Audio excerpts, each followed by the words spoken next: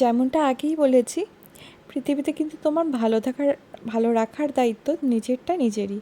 তোমার ভালো কিন্তু দেখবে মা বাবা আর নিজের একান্ত আপনজন ছাড়া কেউ চায় না। সবাই হয়তো ওপর ওপর মুখের সামনে বলে, কিন্তু তোমার ভালো দেখলে কিন্তু লোকে সেই মতো মানে কী বলবো, তারা ততই জ্বলতে থাকে। তো যাই হোক, তারা জ্বলুক, আমরা আমাদের নিজেদের লাইফে এগিয়ে চলি। তো আমি তো তোমরা জানোই বাড়িতে এসছি, আর এখানে সত্যি এসে অনেক দিন পরে এত যে আমি আনন্দ করতে পারবো আমি নিজেই ভাবতে পারিনি।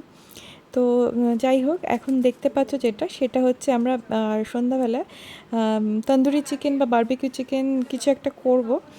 তো সেই জন্যই প্রিপারেশান নিচ্ছি। তো এই যে ম্যারিনেট করে রাখছি, আর সাথে চিংড়িগুলো ছিল, তো ওগুলোকে একটু ছাড়িয়ে নিচ্ছিলাম আমি আর বড় মাসি মিলে। তারপরে ওগুলোকেও একইভাবে ম্যারিনেট করে মানে সেট করার জন্য কিছু সময় রেখে দিলাম। আর সারাদিন মানে একসাথে এত যে আমরা আনন্দ করছি এই কয়েকটা দিন বাড়িতে, হ্যাঁ, আড্ডা হই হুল্লোড়, হ্যাঁ, তোমরা দেখে বুঝতেই পারছো সবাই।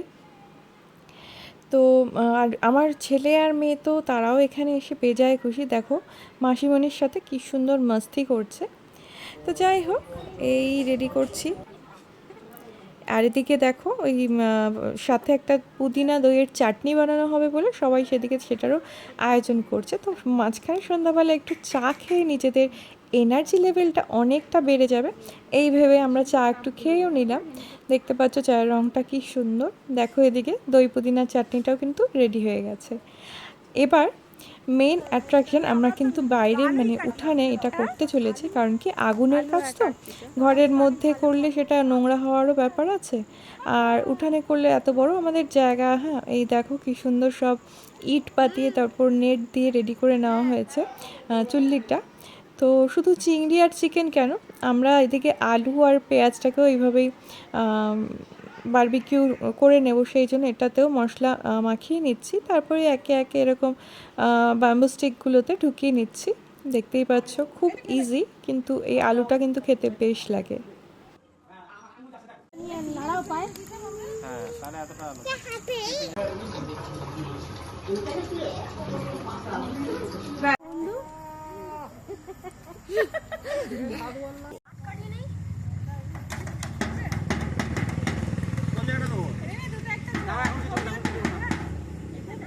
সত্যি বলতে মানে এতটা আনন্দ হচ্ছিল, মানে একটা শীতকালে যেরকম হয়, একটা শীতকালীন একটা ভাইব আসছিল, কারণ কি আমরা সবাই মিলে উঠানে বসে এরকম করছিলাম, একটু ঠান্ডা ঠান্ডা মানে কুয়াশা কুয়াশা পড়ছিল, তারপরে এরকম আগুন জ্বালিয়ে সবাই একসাথে মিলে একটা পিকনিকের মতো লাগছিল, ভীষণ মজা হচ্ছিল। স্পেশালি আমার মেয়ের তো কথাই নেই, ও তো লাফালাফি করছে। আর দেখো চিকেনগুলোকে, ভেজেসগুলোকে আর চিংড়িগুলোকে আমরা এইভাবে জাস্ট দিয়ে নিয়ে তারপরে একটু তন্দুরি মতো করছিলাম আগুনে দিয়ে। আর এই দেখো দুই জিঙ্গালালাও, হ্যাঁ, তারা বাজনা বাজাচ্ছে, আর এই যে দেখো রেডি হয়ে গেছে।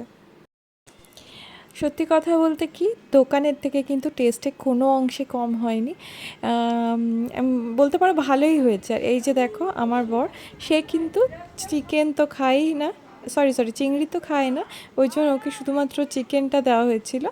আর আমরা তো বাকিগুলো সবাই এনজয় করেছিলাম। এ দেখো আমার ছেলে ধরতে শিখেছে, চেয়ার ধরে আছে দিদার কোলে, আর ওখানে গিয়ে না ও আর কোল থেকে জাস্ট নামতেই চাইছে না। এই দেখো সবাই মিলে একসাথে কাটানোর দিনটা আমার জীবনে আর একটা মেমোরেবল ডে হয়ে রয়ে থাকলো।